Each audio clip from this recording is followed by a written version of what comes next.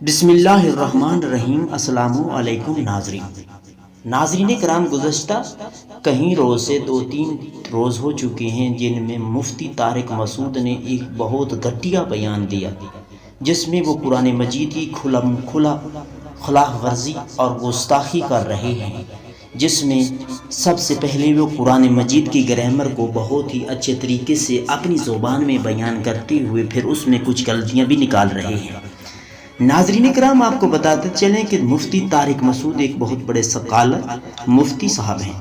لیکن انہیں یہ نہیں آج تک پتہ چلا کہ قرآن مجید کو اتارنے والی کون سی ذات ہے۔ قرآن مجید کو اتارنے والی وہ ذات ہے جو ہر عیب سے پاک ہے، پھر اس کی طرف اتارا گیا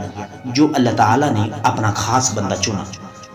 مفتی طارق مسعود کو قرآن مجید میں کچھ غلطیاں معلوم ہوئی جو اس نے بیان کی، لیکن اس کو یہ معلوم نہیں کہ قرآن مجید کو لکھنے والے اور لکھانے والے خود نبی کریم صلی اللہ علیہ وآلہ وسلم تھے جو قرآن مجید کو لکھوا رہے تھے۔ پھر ان کا ایک گھٹیا یہ بھی بیان آیا کہ حضور نبی کریم صلی اللہ علیہ وآلہ وسلم چونکہ نہیں جانتے تھے، ان پڑھ تھے، لیکن انہیں یہ معلوم نہیں کہ آپ کا اگر کوئی شاگرد ہو تو نبی کریم صلی اللہ علیہ وآلہ وسلم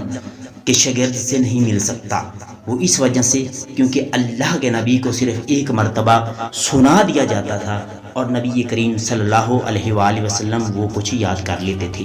مفتی طارق مسعود نے ایک گستاخانہ بیان کے بعد مسلمانوں سے معافی بھی چاہی، لیکن مسلمان وہ ہیں جن کے دلوں کے اندر آگ بھڑک چکی ہے۔ انجینئر صاحب نے بھی مفتی صاحب کو مشورہ دیا کہ وہ چھپ کر رہیں، لیکن مفتی صاحب کو اب مسلمان جو ہیں وہ ڈھونڈ رہے ہیں کہ کسی نہ کسی صورت سے وہ ہمیں گرفتاری دے، ہمارے ہتھے چڑھے تو ہم انہیں مار ڈالیں۔ تو مفتی صاحب کی جو جان ہے وہ بہت ہی خطرے میں ہے، کیونکہ انہوں نے نبی کریم صلی اللہ علیہ وآلہ وسلم کی شان میں بہت سی گستاخیاں کی اور انہیں ان پڑھ کہا۔ نبی کریم صلی اللہ علیہ وآلہ وسلم ان پڑھ نہیں، تم جاہل قسم کے مفتی ہو، اور تمہیں یہ بھی معلوم نہیں کہ نبی کریم صلی اللہ علیہ وآلہ وسلم کو کون پڑھانے والا تھا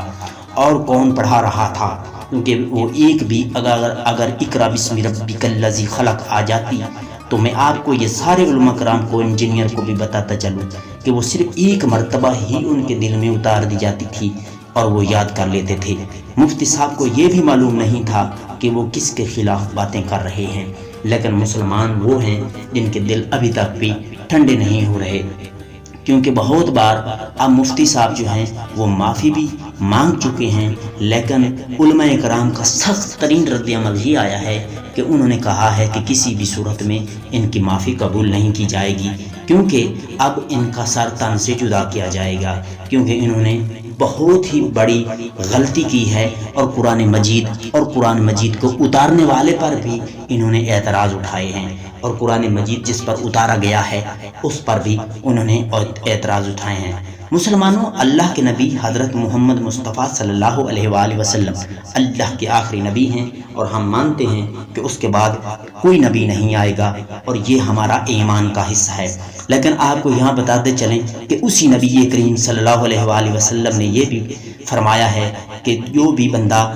اگر معافی مانگ لے، اپنے الفاظ سے رجوع کر لے اور عوام سے بھی معافی مانگ لے تو اسے اسلام میں یہ گنجائش موجود ہے کہ اسے معاف کر دیا جائے۔ اب مفتی طارق مسعود کا جو معاملہ ہے وہ عوام پر ہی چھوڑتے ہیں، اور اللہ کے پر عوام کو چاہیے کہ وہ معاملہ چھوڑ دیں، اور اللہ اور مفتی صاحب جانے اللہ اس کے ساتھ کیا حشر کرے گا، لیکن عوام کو چاہیے کہ وہ مشتعل نہ ہوں۔ اور حملہ بھی مفتی صاحب پر کیا گیا ہے، لیکن یہی کہنا چاہتا ہوں کہ مفتی صاحب پر اب کسی قسم کا نہ کوئی حملہ کیا جائے، کیونکہ اللہ اور اس کا معاملہ ہے، کیونکہ اس نے عوام سے معافی مانگ لی ہے۔